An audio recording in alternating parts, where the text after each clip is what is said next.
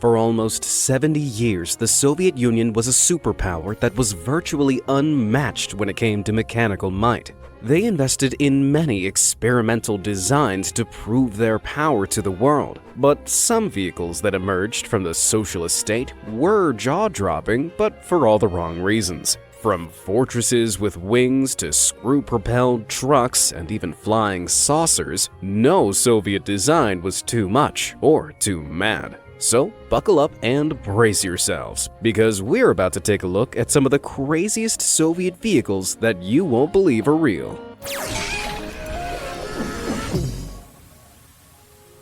The 2B1 Oka. In the Soviet Union, the idea of bigger is always better was made pretty clear from the creation of the 2B1 Oka. This very, well-endowed experimental artillery model was designed back in 1957, just as the Cold War was beginning to heat up. America had recently rolled out their atomic anti-mortar, which fired huge 280mm atomic shells, making it a wagon that could shoot relatively small nuclear bombs. In retaliation, the Soviet military developed two self-propelled nuclear artillery systems of their own. And as you probably guessed, one of them was the utterly insane 2B1 Oka. The barrel of this cannon was a horrifying 65 feet long. For contrast, an entire Sherman tank is just 20 feet long. At this staggering size, the barrel could fire 420mm rounds that weighed a colossal 1,650 pounds apiece and could land an atomic explosion 28 miles away. Unfortunately for the Oka, its huge gun was also a huge problem. With rounds that weighed more than a grand piano, the cannon's laborious loading process meant the Oka could only fire once every 5 minutes. On top of that, the recoil of the colossal cannon was too much for the rest of the vehicle to endure. The steely chassis was damaged with every shot and would even rip the gearbox from its mountings. Thankfully, this insane design was abandoned in the 1960s when big guns made way for big missiles. But even though it was never used in combat, I bet just rolling it out was enough to give Soviet enemies a real good scare. The 1K-17 Shatya. If sci-fi movies are anything to go by, the battlefields of the future will have lasers flying in every direction. And while modern militaries are developing laser technology, there's one Soviet vehicle that's already built for a futuristic laser fight. This is the 1K-17 Shatya, also known as the Soviet laser tank. It was developed back in the 1970s, although it wasn't built to burn holes through the enemy. The array of 13 lasers on top of the tank chassis focused a powerful light source through synthetically grown rubies, with each one weighing a staggering 66 pounds. When the array was fired in pulses, the Shatya could destroy the optical sensors on enemy vehicles and missiles, and even cause immediate blindness when fired at enemy troops. Now that's what I call ultimate laser tag. But this otherworldly weapon never entered service for a number of very good reasons. Firstly, rubies that are heavier than a large microwave oven are not cheap to produce. And secondly, it would have violated the Geneva Convention's protocol on blinding laser weapons if it was ever used in an anti-infantry role. Like war wasn't bad enough, using this would have landed them with a lot of powerful enemies. So it's a good thing that when the Soviet Union collapsed in 1991, any plans of mass laser tank production fell with it. Okay, I want to do a quick poll. If you had the choice between a 65-foot gun of the Oka or the lasers of the Geneva Convention breaking Shatya, which would you rather fire? For the enormous Oka, hit that like button. And for the blinding Shatya, set your sights on that subscribe button. Can't choose? Then hit both. Alright, now where were we? The Svenno Project. In the 1930s, a little over a decade since the end of the First World War, Soviet Russia realized that the skies would be the battlegrounds of the future. So it began developing experimental aircraft just in case a Second World War started. Spoiler alert, it did. Now, Russia was ready to take to the air, but one of the vehicles they created looked more like a flying circus than a military machine. The Spheno project, also called the Chain Link project, involved a bomber that had been specially modified not to carry bombs, but smaller fighter planes. It was an out-of-the-box plan to save fuel on the front lines, as bombers were much more fuel-efficient than the smaller fighters. After takeoff, the fighters docked with the carrier while in flight by using some special fastenings. And once they were all strapped down, the bomber flew them off into the fight and refueled them on the way. Each of these amazing motherships could carry up to 5 fighters, and each fighter was loaded up with around 1,000 pounds of bombs. So if you saw one of these things on the horizon, you knew you were in for a whole swarm of trouble. Even though these creative craft were used successfully at the beginning of World War II, the Spheno project wasn't developed any further. During the wartime technology boom, these aircraft quickly became obsolete and were replaced by state-of-the-art fighter jets. Well, the design didn't fly with the military, but I wonder if the project found a home in the Soviet circus scene. The Antonov A-40. The Soviets may have given up on that fortified flying circus, but they were far from done with crazy aircraft designs. Don't believe me? Then just feast your eyes on the unbelievable Antonov A-40. Is it a bird? Is it a plane? No, it's a tank with wings. This astonishing Soviet prototype was built almost 80 years ago to determine if gliding a tank straight onto a battlefield was possible. At the time, the Soviets were testing whether bombers could be used to drop tanks into position mid-battle. Some of these tests even plunged the tanks into bodies of water to see what damage they sustained on impact. But in 1942, Soviet glider designer Oleg Antonov took the idea one step further. He created a detachable cradle made up of biplane wings and a twin tail that could be attached onto the chassis of a light tank. The A-40 would then be towed behind a bomber and released, gliding into enemy territory where it could shed its wings and fight as a standard tank. However, during the A-40's maiden flight, the bomber towing it was forced to drop it early because of the incredible amount of drag the tank generated. It was more like an anchor than an aircraft. Even though the tank and its driver managed to survive the fall, the project didn't. It was, ironically, dropped in favor of a more conventional weapons system, much to the relief of that poor tank driver, I'm sure. The Mi-10. Now, when the Soviet military wanted some seriously heavy lifting done, they called in a Mi-10 helicopter. Despite looking like the love child of a helicopter and a spider, the long legs on this chopper weren't for climbing up buildings or weaving webs between the clouds. It was designed in the late 1950s to carry big, bulky loads that the Union's largest helicopters at the time, the Mi-6, couldn't fit in its hold. While the Mi-6 could carry a little over 13 tons, the M-10's lighter design and external platform allowed it to load up to 15 tons of oddly shaped equipment. With those long, gangly legs making it almost 30 feet high, the chopper could taxi over its loads, attach them to its fuselage, and fly off with everything in tow. This ranged from trucks and buses to fully built buildings. It was such a strange and shocking sight to behold that the Mi-10 was featured in demonstrations and air shows all over the world to show off its unique feature. Even though mass production of this wacky flying crane design didn't take off, 55 Mi-10s were produced during the 1960s, and some were still in use up to 2013. I guess a good set of legs never really goes out of style. The K-84 Yekaterinburg. From the 1950s through to 1997, the Soviet Union and later Russia built a total of 245 nuclear-powered submarines. This was more than all other nations combined, but the Soviet submarine obsession almost caused one of the worst nuclear disasters in history. In 2011, the nuclear-powered ballistic missile submarine K-84, also known as Yekaterinburg, made a quick stop in a dry dock. Built in 1982, the almost 550-foot-long sub was powered by 2 nuclear reactors and could carry up to 16 nuclear missiles. But during some routine welding work, a fatal fire broke out along the wooden scaffolding surrounding its bow. This quickly spread to the submarine itself, and for a whole heart-stopping day, firefighters struggled to control the blaze. The sub had been carrying just 4 nuclear missiles at the time, but if it had exploded, it would have caused a nuclear accident comparable to the infamous Chernobyl meltdown.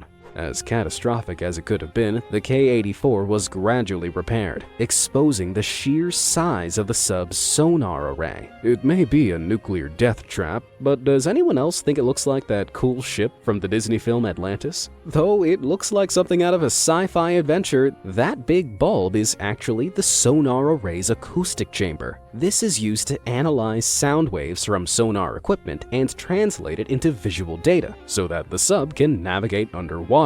As cool as it looks, this chamber was filled with a highly flammable liquid that almost ignited during the incident. I don't know what's crazier, the fact that these subs are practically bombs made out of bombs, or that the Soviets once had 245 of them. The M-15 Belfegor.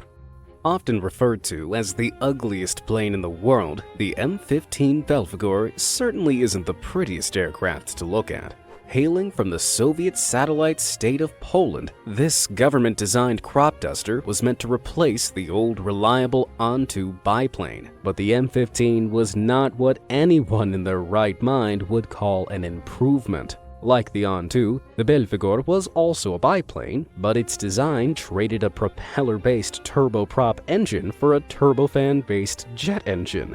These powerful engines are intended for aircraft that need to reach high speeds, so using one in an agricultural aircraft was a weird world first. Despite this, it was able to carry up to 3 tons of pesticides in the huge pylons separating its wings. So the Soviet bloc had huge expectations for the plane. But in reality, the design was a disaster. For a start, it had a maximum range of just 215 nautical miles, half that of the An-2. The jet engine was also more difficult to fix than a turboprop, and it cost much more to build and operate. And to top it off, the funky fuselage design limited the Belfegor's usefulness to crop dusting. In other words, this plane was a strange, high-maintenance, and expensive one-trick pony. While the Union had plans to make thousands of them, production of this Polish plane was pigeonholed in 1981. Thank God.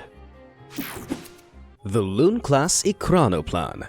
One of the most unusual vehicles from the time of the Cold War, or any era for that matter, has to be the Lun-class Ekranoplan. At a gargantuan 242 feet long with a wingspan of 144 feet, this bizarre beast could only just fit inside the lines of a standard American football field. You may think, with all those wings and jet engines, that it's some sort of Soviet aircraft, but this amazing machine is actually a boat-plane hybrid. Instead of taking to the skies or chugging across the seas, the Ekranoplan exploits something called the wing-in-ground effect. As it flies closer to the ground, air pressure builds between its specially shaped wings and the surface below. This creates a cushion of air beneath the plane, allowing the entire vehicle to float just inches over the surface of a lake or ocean. And by mounting 8 turbojet engines to the front, this behemoth could travel at a terrifying top speed of 340 miles per hour.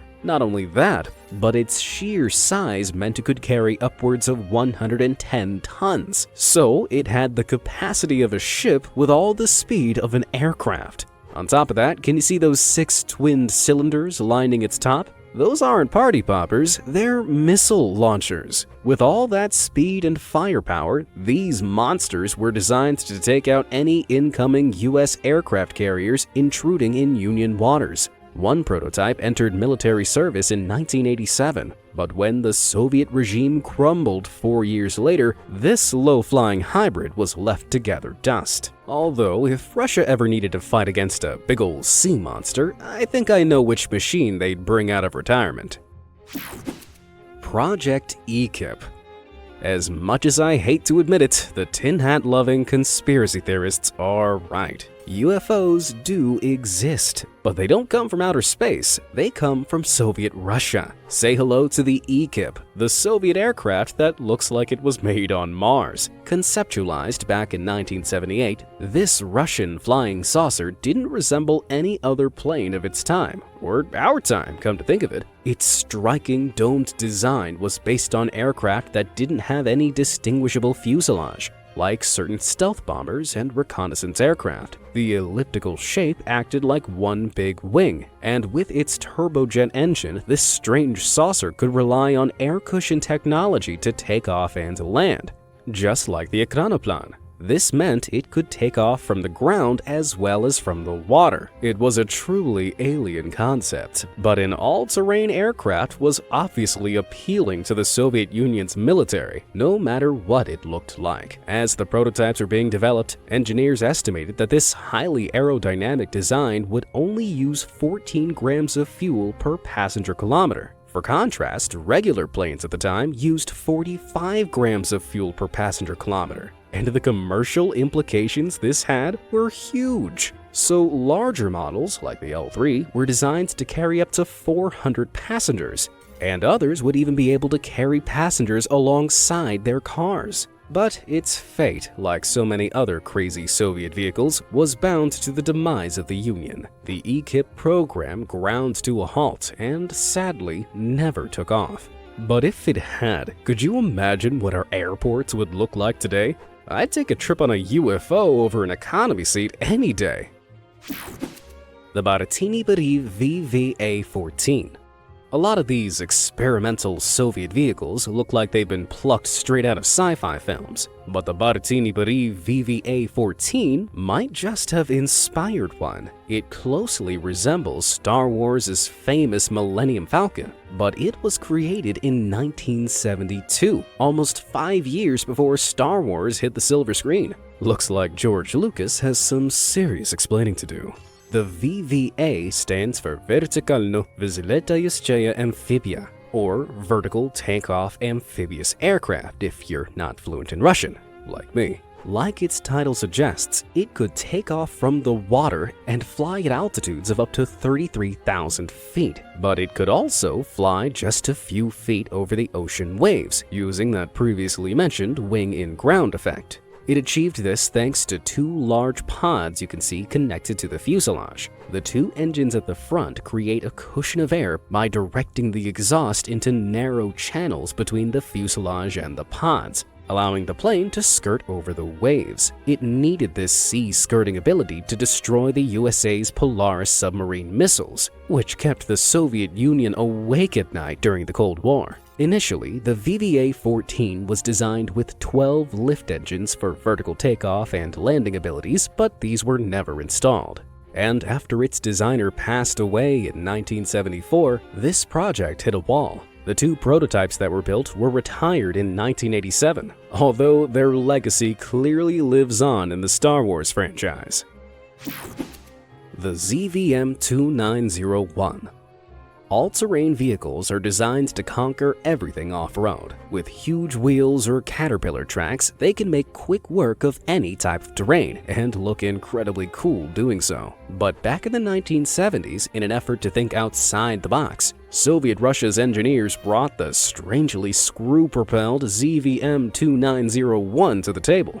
They'd fused the cab from a UAZ-452 van with 2 huge hollow screw drives, the blades of which dug into the terrain and propelled the vehicle over it. The result was a vehicle that could plow through thick swamps, miles of mud, and even float over the water. Even though it was practically unstoppable, using screws cost the vehicle its speed. With a 152 horsepower engine, it could make it to just 15 miles per hour. And cruising through the water brought that down to just 6 miles per hour. It had been based on similar screw-propelled designs from history, like Chrysler's Marsh Screw Amphibian, which was abandoned because of those laughably low top speeds. That didn't deter Soviet Russia from taking a stab at it though. While the experimental design was incredibly eye-catching, vehicle speeds and applications of tracked and tired vehicles were vastly superior. And so this screwy design was left in the past. The Kalinin K-7. Today, planes with wings spanning hundreds of feet are pretty common. All you have to do is look up and you'll see a commercial liner like a Boeing 747 with wings stretching out around 200 feet. But back in the 1930s, just 30 years after the Wright brothers proved that man could fly, Soviet Russia wheeled out the mega monstrosity that was the Kalinin K-7. It had a wingspan of more than 170 feet and a wing area of almost 5,000 square feet, which is bigger than that of a B-52 bomber. It was initially going to be powered by 7 propeller engines, with 6 along its wings and 1 planted at its rear. But as it was being built, it exceeded its maximum takeoff weight, and 2 more engines had to be added along the wing. Once constructed, the almost 27-ton Flying Fortress was the largest plane in the world. But depending on its configuration, it could be used for different missions, such as troop transport or as a gunship or a bomber. So it would have had the capacity to carry up to 120 people or around 21 tons of bombs. Unfortunately though, it never made it into battle. The principles of flight the K-7 grappled with were just too advanced for the technology of the time, and the only prototype disastrously crashed and burned during testing. While the Soviets get points for testing out such a bold idea, this flying fortress was definitely a flying failure.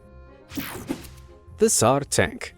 Now, this next machine may not have been Soviet, but you can definitely tell it was made by Russia. In the middle of World War I, Russian engineers decided to build a tank the height of a 3-story house with guns that could obliterate an entire forest. The large front wheels were 30 feet in diameter, and its main body stretched back almost 60 feet to connect to a single rear wheel. 2 turrets full of cannons and machine guns were bolted on top and underneath the raised carriage. And to add the cherry on top, additional machine guns lined the armored pods on each side of the wheels to protect the tank from infantry. This was clearly the king of all tanks, and so they aptly named it the Tsar Tank. But what mad idea inspired this colossal design? At the time, the Russians were looking for a way to break through the Eastern Front trench system. Instead of tanks with traditional tracks, they decided to experiment with massive spoked wheels. However, this 60-ton steel behemoth wasn't designed to be on the battlefield. Thanks to some bad engineering, that small rear wheel bore too much of the tank's enormous weight and was prone to getting stuck in soft ground and ditches. Then, during its testing phase, it got embarrassingly stuck in a field and couldn't be dug out. The Tsar Tank remained rusting there throughout the war until it was finally scrapped in 1923. Now that was one really big waste. The evolution of Maz trucks. Way back in 1954, the Minsk Auto Zavod, abbreviated to Maz, was founded in Soviet-ruled Minsk. This factory produced some of the most reliable and diverse tractors of the Soviet market, often turning the vehicles into all-terrain trucks that could carry massive loads, like the Maz 529. This uniaxial engine could tow up to 34 tons of just about anything, from cement mixers to ice rinks. This caught the attention of the Soviet military, who commissioned the factory's first biaxial vehicle, the Maz 535. And this 8x8 beast of a tractor didn't spread manure, it spread munitions. At almost 30 feet long and 10 feet wide, it could carry up to 8 tons, meaning it could tow anything from tanks to massive missiles. But this wasn't Maz's final form. As the Soviet Union began making bigger ballistic missiles in the 1960s, the Maz 543 was created to carry them. As you can see, the front cabin was split into two, though it was only driven from the left compartment.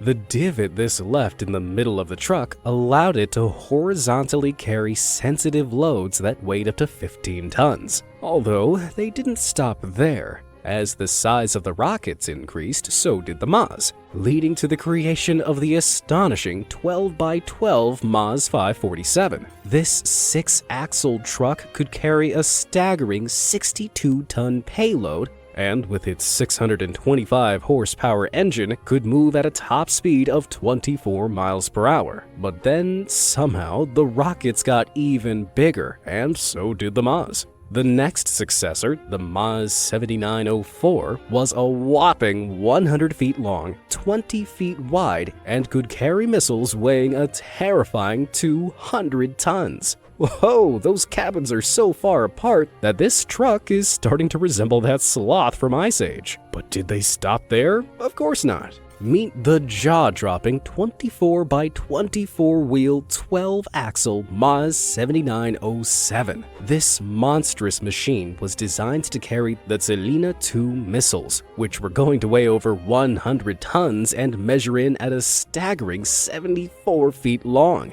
That's almost the same size as a 6-story building. Unfortunately, the Soviet Union collapsed before the project could launch, and only a few prototype 7907s were made. This was the end of the road for the mad military Maz designs, but what a wild and wheelie ride it was.